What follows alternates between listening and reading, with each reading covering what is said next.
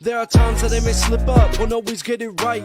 Guarantee I'll be on top when it's game, set, life. Get up and show up, don't ever lose your fight. You watching me from the couch, at least I say I tried. A long time ago, someone said this stuck with me. Passion without action will only remain a dream. Keep positive, motivated people on your team, cause other negativity can kill your self-esteem. Believing is powerful, but sadly so is doubt. So you can choose which way you wanna go, which route. The mind that controls the body can beat anybody, and gotta be all in, don't treat your dreams like a hobby. And if you practice on your day off, won't have an off day. Talent alone won't get you there, still got a long way. Gotta take big risks and big steps to strive. Wanna be the winner when it's game, set, live. Whoa. Woe is right, not woe is me, when it is Tuesdays here with Rick Macci, top of the brand, Game Set Life.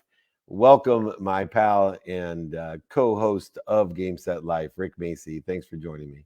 No, I'm pumped up, ready to go. We're starting a few hours later, but I always tell my students, you got to get out of your comfort zone to get in the end zone. And it's fitting today because we have Steven Jackson. So I'm ready to go. Yeah, and a lot of people may not even know how many times Steven Jackson's actually been in the end zone. But I will tell you, I'm doing a lot of international travel, and thank you so much for your patience and accommodation. Someone like you who has so many different options during the day and opportunities to help others.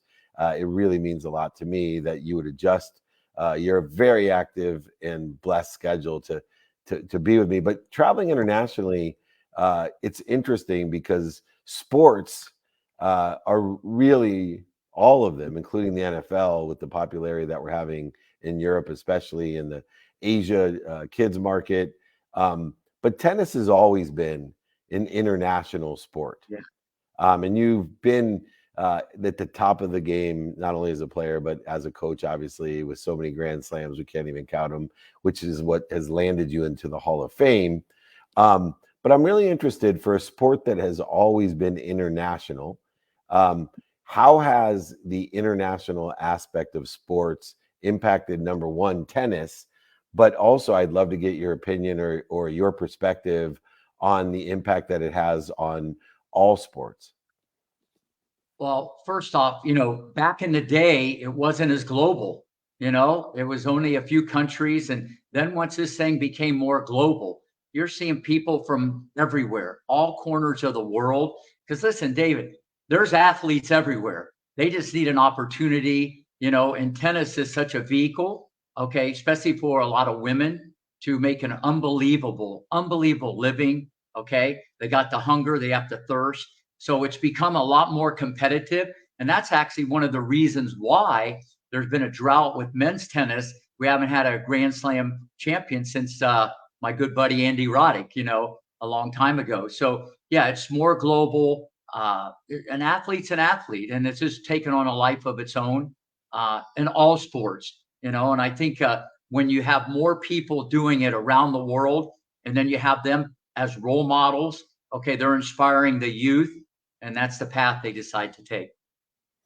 And the technology that goes behind the amplification worldwide, the access to education, to the inspiration and education, as you can imagine, I get Rick Macci videos every day, not just in my text messages, but online via social media.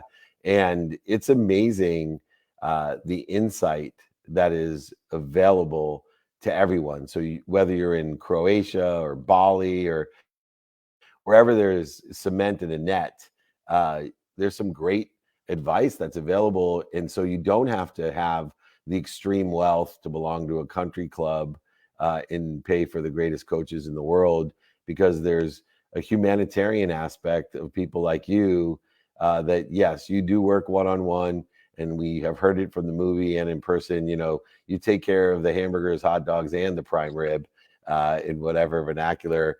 But what I most respect about you is the amount that you care about the game itself, and the free information that people get from you, the world's greatest tennis coach, the Hall of Fame tennis coach, that every day, I don't know much about tennis. And someday I'm going to get my first lesson from Rick Macci, and it's going to make a hell of a video, as well as Nick. You're going to teach Nick Stanistasos to serve, but you're going to teach Dave Meltzer tennis. And I'm going to tell everyone, if you don't think you can manifest what you want in life, imagine having your first tennis lesson from Rick Macci. So I know I have that in my back pocket. I keep telling my wife, look out. But for you, why do you do so much for free? Why do you, give lessons for free and post your videos? It's not like you're a 20-year-old trying to prove themselves. What is so important about helping everybody? Well, first off, I love the question. I think a couple things. Number one, I have a gift to communicate and say things and spell it out where everybody can understand. I'm at the stage of the game where I like to help others, because like you just said, they don't have the opportunity. Maybe they cannot go to academy, or maybe there's other coaches, that need those resources.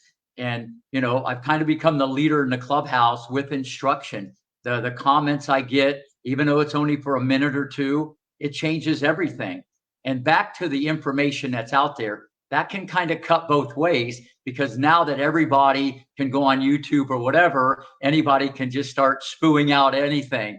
And it can kind of maybe mess you up a little bit also. But that's for the consumer to pick and choose.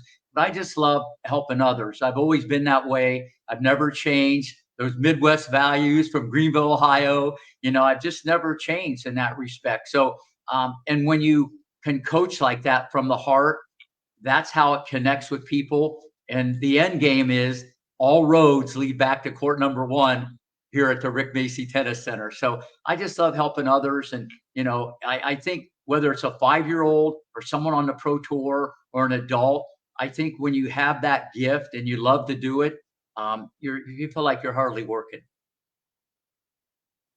And like I always say, if you love what you do, not only won't you work a day in your life, but it will tell you all its secrets. And nobody knows more secrets about tennis than Rick Macci. So as much as there are people out there spewing misinformation, and I say in my business, you're going to get an executive coach that's at home living on their mom's couch, high and broke and sick, when you can have a bunch of great entrepreneurs that have made hundreds of millions of dollars, lost it and gained it back, and know from experience how to help and are willing to do so. So pick and choose your mentors. Just because someone loves you doesn't mean they give you good advice. And just because someone's standing in front of a fancy car doesn't mean that they can give you advice. Believe it or not, that car may not even be theirs. I've seen that many a time. To that point, when we're talking about the importance of content, as much as all roads lead to the first court at the Rick Macci Academy and Tennis Center down there, I imagine when we were both in Ohio as young athletes and hopeful executives, we had no idea how important it would be to create content, to be our own brand, to create our own community. How, number one, surprising is that to you? And two, how much of what you do today is to build community with your brand more than even teach tennis?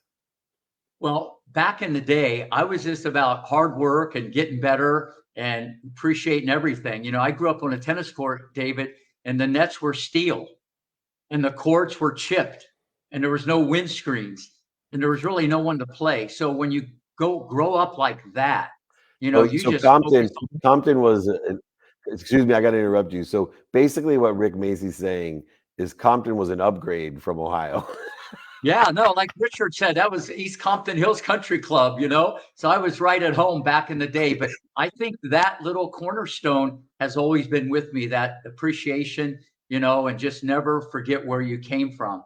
But no, nowadays you got to keep up with the times. The content is huge. Everybody's sharing and building a community. You know, it's a gift that I have, and I know a lot of people, and I share a lot with a lot of people, and I just like helping people. But no, it's a game changer, and you got to really do that today to stay competitive.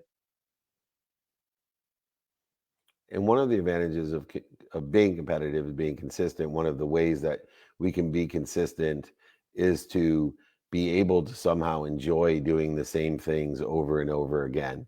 I always tell people, imagine eating your favorite meal of your lifetime, not even your favorite meal of today, every day having to eat your favorite meal of your lifetime. how long does it take until you don't want to eat that meal anymore? The great champions are able to eat the same meal every day. And it's one thing that I picked up on in the very first interview I ever did with you. You told me how disciplined you are, and you've never sat down on the tennis court in, a half a century. You've woken up early every day for a half a century, and both of us proudly wear the badge of hard work and integrity on our chest. And so for you, how do you maintain loving the same thing? I think you told me your kids call you alien because of it. Mine do too. So how can you enjoy being so consistent and doing the same thing every day? Well, now it's to the point I feel guilty. You know what I mean? If I don't stay locked in, because if you're not locked in, you're locked out. And like I said, if I'm not getting better, I'm getting worse. So it's kind of a game within a game with myself. I got to get up the same. I got to do the same thing. I'm just structured like that. And when you expect it from yourself, I mean, Dave, somewhere along the line, you got to have pride. You got to have discipline. You know what I mean? And when you have structure, I mean, you can just get so many more things done. But to back the mini truck up here, when you said about food, it was so funny. I was at the fresh market the other day and I was checking out, and the girl looks up at me and she knows who I am. And she goes, Rick, you always buy the same thing: chicken, yogurt, and lettuce. She goes, do you eat anything else? Do you buy anything else? And I said, no, this is kind of what I do, at the end of the day. And how about, then she goes, what about your students? And I say, well, I want them to buy more time. They don't have to buy the same food, but I want them to buy more time. So, hey, it just works for me. Okay. And I think when you have balance also, you got to have that, but you need a routine, you need structure. And I'm just locked in, and, I still have the passion. So that's the most important thing.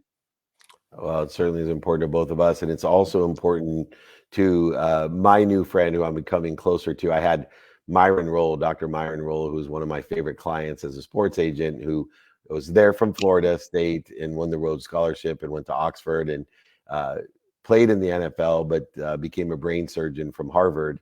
And it was funny because I pick up on frequencies of people, and the person that I most identified Dr. Myron Roll with was Steven Jackson. So I'm going to bring him in so that everybody can get a taste of enlightenment, of a higher vibration. Of you'll feel it when you see him, but I'm going to let you, as always, give the famous introduction. So let's introduce Game Set Life super guest Steven Jackson. Hey, buddy. Hey, my man. How are you guys? We're amazing, and I got a gift for you. I have found the best co-host that gives the best introductions. So I don't know if you've had the pleasure of meeting the infamous, the amazing, the Hall of Famer himself, Rick Macci, but he has a skill that nobody else knows about, which is he literally could be a TV host because nobody introduced guests like this guy. Well, wait, David, but before Stephen, welcome to the show. Before I get into the common threads, I went on YouTube to look at your highlights, and I'm not making this up. When I saw you run the ball, my cat ran out of the living room. That's how hard you were running. And I backed the chair up I was sitting in. So now that I got that out of the way, I'm going to tackle the common threads. Here we go. Number one, all-time great, Oregon State. No debate. Who carried the freight? Super teammate, 240 playing weight. Serena, first rate, could skate, out of the gate, never hit late, didn't wait, sealed your fate, out of Compton, straight. You get that, David? Yeah, I love that.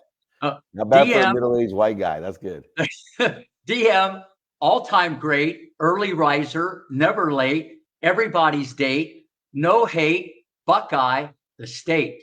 Number two common thread, you're a world-class achiever, Hall of Fame beaver, great receiver, hands like a meat cleaver. Venus, wiry hands, like rubber bands, packed the stands with fans. Richard had two plans, two iconic brands. Three, Meltzer family watched Leave It to Beaver. David pitched like Tom Seaver, even with a fever. He's a true believer, moved like a golden retriever. Number three, Rams all-time leading rusher, running style, bone crusher, flow like gusher, footwork better than Usher. Okay. Serena had happy feet, never beat, opponents cheat, still defeat, take a seat. David knows how to rush and crush, negativity flush, mindset like a computer. David's a world-class tutor. Number 4, action Jackson in a fraction, got traction, 4-4 go, defense slow, fans, whoa. Sister act, biggest show, terminating foe, made a lot of dough, more than the iconic Larry, Curly, and Moe. All right. Last one. DM, the king of shows. He knows. He just goes on his toes, mentally always even. It's showtime with Rick, Dave, and Steven. Welcome. Rick, that was awesome. Thank you. That's the gift that keeps giving when you're working with Rick Macy. And I'll tell you, Steven, when I got to meet you in person, and obviously I watched you play, but we never really got to know one another until after your career and really share a passion for making a lot of money, helping a lot of people, and having a lot of fun. And that's what immediately resonated with me. And it is amazing how much money the Williams sisters have made coming from where they came from and what they do. But money is an important part of what we do. And I think a lot of people don't know the relationship that people have with money, especially when they play ball and make some early money and then have to continue to feel passionate, purposeful, and make profits. So I wanted to start with your relationship with money. You are an enlightened individual, and I love to hear how your perception of money has changed from when you signed on into the NFL and now as an entrepreneur. Number one, has your perception of money changed? And two, if so, how? Big time. Initially, I would say as a youngster going in, I thought money will solve a lot of issues, and it does momentarily, but it brings more issues. And now I see it as a tool. It's a vehicle to help, do things that I want to do on a bigger, grander scale, or, you can implement in areas to see it grow and then see it pay dividends in that way. So I see it more so as a tool than I did, 20 years ago when I stepped on the field as a rookie. Amazing. No, I love that. Let me just go back just a little bit. Okay, you wore number 39. Can you tell everybody why you wore 39? Because I think it gives a little snapshot into how you're wired as a person. Yes, I wore the number 39 because it's 39 books in the Old Testament, and it was a way for me to take my faith in God with me on the field. We play a very, very physical sport that you never know what games may be your last, but at the same time, family faith in football is embedded in football players. So it was a twofold way of me displaying my love and faith, and 39 is the way of doing it in an arts way. And it's interesting that you mentioned faith, because my faith has changed throughout the years as well. In fact, I talked today about gratitude a lot, and a lot of people understand appreciation, meaning adding value to your life by appreciating the past and what you have now. But very few people apply gratitude or appreciation to the future, because in order to do so, you have to have faith. If you're thankful for what you can't see or what you don't know or what we don't have, it requires faith, regardless of religion, spirituality, theories, or philosophies. And so in the context of religiously looking at the 39 books of the Old Testament and faith in the traditional sense, being an entrepreneur requires an appreciation for the future that doesn't necessarily have as much of glory involved as maybe being an NFL superstar. How has faith helped you be consistent in believing in what you're doing, as it always takes longer than you think? This is a great point, Dave. I would say for me, faith always, I would remind myself, it's those things that are unseen. And for those of us that have faith, you have to put it into practice. So faith without works is dead. So entrepreneurs, future, whatever you want for your future. You could say what you want all you want, but if you're not putting the plan in action, and you're not taking action steps to make it happen, you're just standing in place and you're not displaying faith or work. So for me, it's always been being intentional with the mindset of knowing what I want, speaking into it existence, and then putting it into work as if it already exists. And I think a lot of times, David, you and your success, you will see that where, you have a thought, you have a vision for something. You may put some hard capital down, and you may raise some money for those who do funds. But in that, you have to not only sell the vision of what you see, but you also got to show them that you could put it to work and that they could trust you with their hard-earned money. So for me, with money, for me, with talent and anything, it's about knowing where you want to go, but trusting yourself to do it religiously and seeing it through, that it'll all come to fruition. No, I love that. At the end of the day, when you really appreciate, what you have, the rest will just happen. You gotta always remember that. Don't focus on what you don't have. It's what you have. And if you just work hard, those other things will fall into place. But I love that answer. Thank you, Rick. And yeah, to your point too about just getting started. A lot of times, you can all look around and say what we don't have, or if you play on the losing team, you can look at the New England Patriots like they have Belichick, they're always winning, right? But at some point, the New England Patriots had to have a turnaround. So that shows you could start from ground zero, but you could build your way up. And it's all about having the right attitude, having the right people around you, and just being disciplined in their approach. So I had the chance to play for Coach Belichick. My last season, year 12, I was in New England, and all the things I thought I knew about football, a lot of it didn't change. But the way he would teach it, the way he would get his guys to buy in with the New England way, was all about do your job, know the role that you need to fill, and do it to your best of expectations. And a lot of times, people want to be the main attraction, or they think they can do it on their own, but that's not true. We all need help. We all need a team. But it's about finding our weaknesses or the areas that we could use a little bit more helping hand in.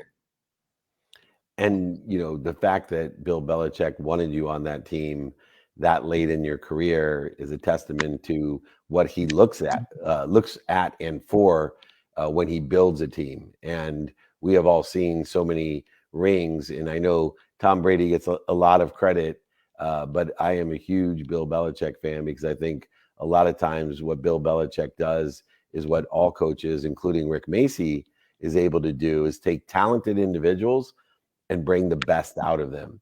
He's able to, no matter what age you are, how much experience, or even the negative past, he gives people like Randy Moss a different meaning to football and a different meaning to his purpose.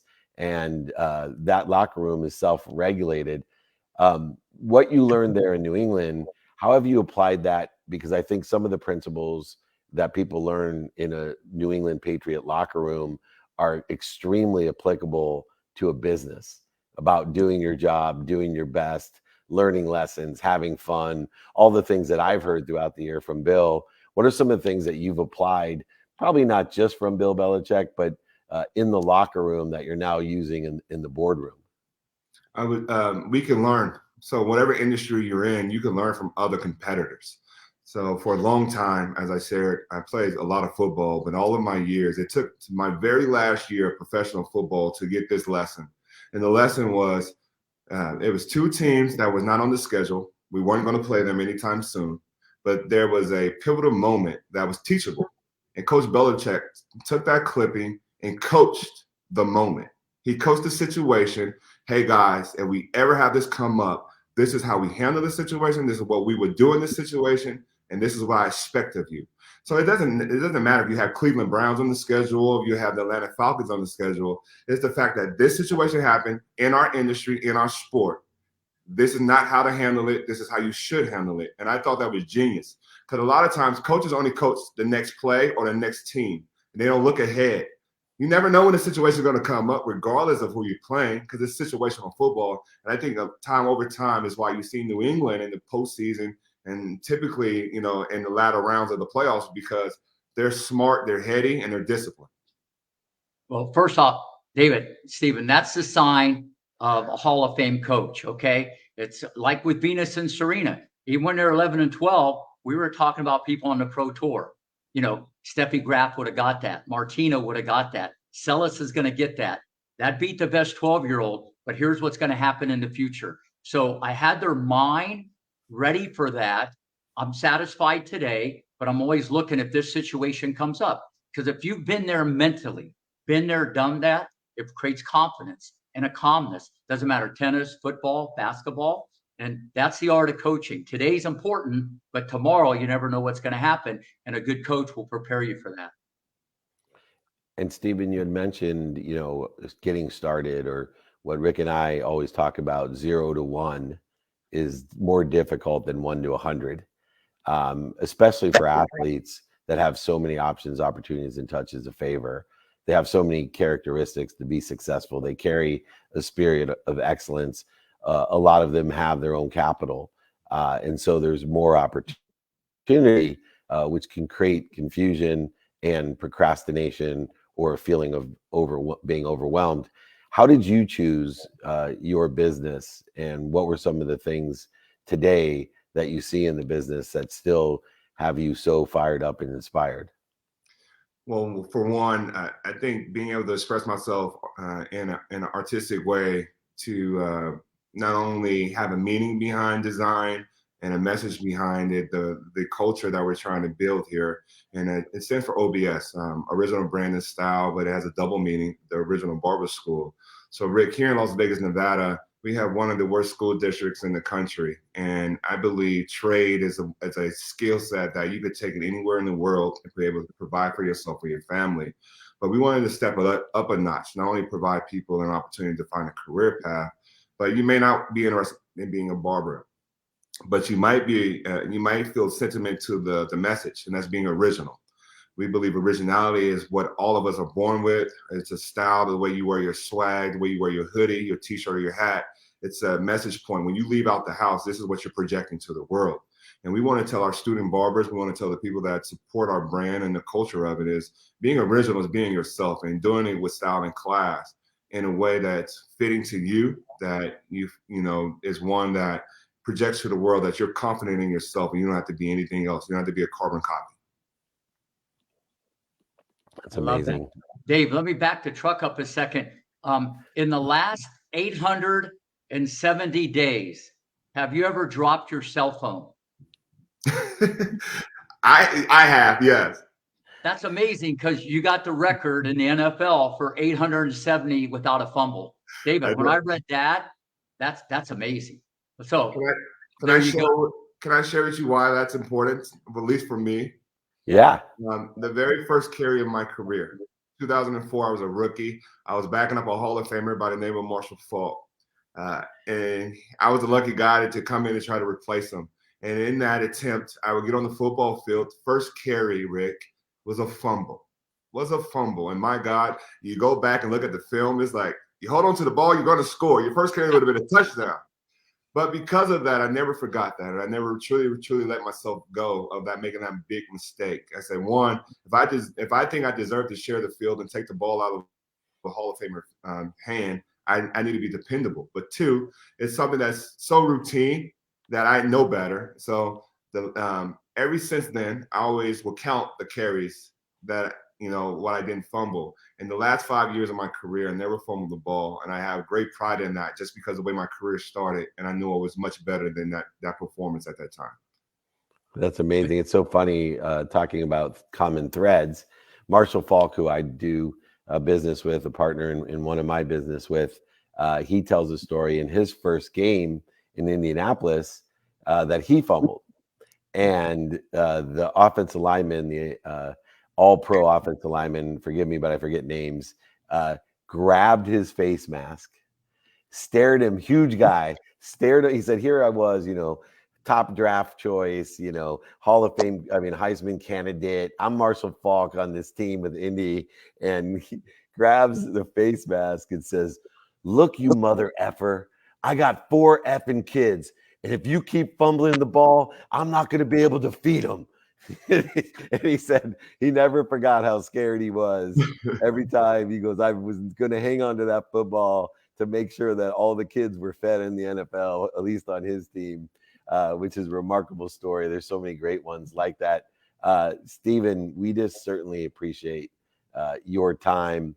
Where can people find OBS and support you, and not only the great product that you have, but the message in the philanthropy that you're giving back to your community? Sure, sure. You can find us at obsbrand.com is our website where we have all our product at, as well as on Instagram. We're at _OBS brand underscore again, and you can find us there. And then I am SJ39 on Instagram as well as Twitter. So I'm all over the place, but I would love to share a couple of shirts that's special to us. Yeah, Special please. to me. We just dropped recently over my shoulder here. Right now in life, we always talk about giving flowers. I think that's not said enough and not done enough. But giving one their flowers, there we go. Giving one their flowers means presenting them and telling them how much they care, the difference they made as mentors, as loved ones, because one day they're not going to be here, that we can't tell them while they're alive. So giving those that we care about and love their flowers while they're here. It's what this shirt means to us, and it's a great shirt and great meaning behind it, as well as uniquely the original, right? It's our brand, but we call it with the big L. We believe leadership comes in all forms and all fashions. Sometimes people lead from the front, while others choose to lead from the back with their actions. So the big L stands for your leadership style. There's no one way to do it, but in all ways, being a leader is to mean, you stand up and you stand out for those that can't. I love it. I always say my definition of leadership is to be an intelligent follower. So I'm going to have to buy both of those shirts, one to give to my mom for sure, and the other representative of my definition of leadership, to be an intelligent follower and remind myself to listen for and to learn from those that I want to help. Rick, any last comments on the business or leadership? Because I know both of those you're an expert at. Well, listen, Steven's heart's in the right place. I mean, he'll give his shirt off his own back. You know what I'm saying? So listen, and people can feel that. I love that story, but I got to go back real quick to the fumble thing. We talk about this all the time in life. You took a negative, turn it into a positive, change the mindset, and now you have an NFL record for never fumbling. I mean, that's an unbelievable story. I'm going to be telling that to the kids for a long time. Thank you. Thank you. As well am I. And Stephen, next time we're in Vegas, we'll be inviting you. We have many VIP dinners in Las Vegas with our beautiful studio at the Wynn, which we've been graced with Stephen's present as well.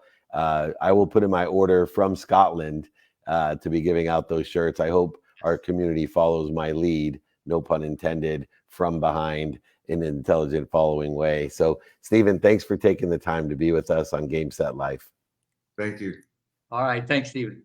He held up those perfect hands. You see that? No wonder he didn't fumble. Meat cleavers. Oh my goodness, man. He's not dropping anything. I can't believe he even dropped his cell phone. He probably was just making us feel better. Anyways, hey, what an incredible leader. Hey, Rick, was there, obviously coaching the best tennis players in the world, could you share with me a story like Stephen's, where maybe early in a career of one of your world champion Grand Slam winning champions that you had an early lesson, did something that they regretted or were disappointed in, and that stuck with them through their entire career like it did Stephen? Yeah, there's many, but one story I'd like to tell real quick. It was at the US Open when Roddick won. I was sitting outside the players lounge with his brother, and he got done practicing. Listen to this. There's like 300 people around him, all these girls, Andy, people screaming and yelling, and he was coming towards the players lounge. And I said, let's go. And he remembered that saying back in the day. So me and his brother got in this circle and we're going to the players lounge. And he goes, Rick, is this crazy or what? I go, what do you mean? He goes, everything around me has changed, but it's still me and an opponent and lines and a net and the court, so everything around him changed, but he didn't change. I know I really didn't answer your question, Yeah. but that's such a life lesson there because he was all about the competition, and for a 19-year-old to say that and now getting millions of dollars and he's the next American, like Agassi or these guys, that's his career. And he's never really had any bad losses. And that's why I used to say when I had him at 12 years old, he was just a feisty little mosquito, and he would keep bothering you and came back for more. And that never changed all through his career. And Rick, are we going to see another Grand Slam men's champion? And besides that, will it be from America? Absolutely. It's going to be Sebastian Korda. Okay. He's been a little injured. He's the most talented. You know, his backhand, his money in the bank, his forehand's kind of like Federer. Great pedigree. Both his parents played on the Pro Tour. Okay. He's been injured, but I think he's the most talented of all the Americans. Okay. There's actually a 15-year-old, okay, named Darwin Blanche, who I started coaching at 5 years old. I coached him from 5 to 12. At 15 years old, he just beat the #1 junior in the world over in France. Okay. Darwin Blanche, he's probably going to be about 6'5". Great technique. He started at a young age. But Sebastian Korda, okay, there's a lot of good Americans, but I think he's the one that's going to catch fire, and he's going to be in there with Alcaraz, Sinner, and Ruud for all these Grand Slam titles. Well, you heard it here first on Game Set Life, and I can tell you this man can spot talent, and he knows what it takes to win, which is why we bring you here every week to help people win not only the game, not only the set, but in life. And nobody could be more grateful to have a co-host and partner on this show and in life. And then what I've learned every week, I feel like I should send you some tuition. Even though I'm not at the academy, I should send you tuition for every single one of these episodes for the lessons. Well, if you want, I can send you a bill. We can work all this out. It's not you know what? Listen, you and your team have been so supportive, and there's been a lot of loving. But with Macci and Meltzer, there's a lot more in the oven. You got it. Just wait to see us on Apple TV. We're in season 2 of Game Set Life. You can't get at it better than the double M's. That's right, the M&M's of life. Game Set Life with Rick Macci. I'm David Meltzer. Thanks for joining me, my friend. All right. See you, buddy. See you soon. Incredible. How blessed are we to have incredible people with incredible insight and sharing their lessons to help us win the games, the sets, and in life, knowing life circumstances and how to apply those circumstances with the lessons that we learn to the life that we love. And I want to thank my team, especially our producer, Nick Glazer. We would not be a show without you. And I want to remind everyone, if you want a replay of this, if you'd like to watch this on our Apple TV channel, if you'd like to see my book, I'll send it to you, sign it to you, pay for shipping and the book, just email me, david@dmeltzer.com. As I like to finish off, remembering to be more interested than interesting. Be kind to your future self and do good deeds. Hit it, Nick. There are times that I may slip up, won't always get it right. Guarantee I'll be on top when it's game, set, life. Get up and show up, don't ever lose your fight. You watching me from the couch, at least I say I tried. A long time ago, someone said this stuck with me. Passion without action will only remain a dream. Keep positive, motivated people on your team, cause other negativity can kill your self-esteem. Believing is powerful, but sadly so is doubt. So you can choose which way you wanna go, which route. The mind that controls the body can beat anybody, and gotta be all in, don't treat your dreams like a hobby. And if you practice on your day off, won't have an off day. Talent alone won't get you there, still got a long way. Gotta take big risks and big steps to strive. Wanna be the winner when it's game, set, live. Whoa.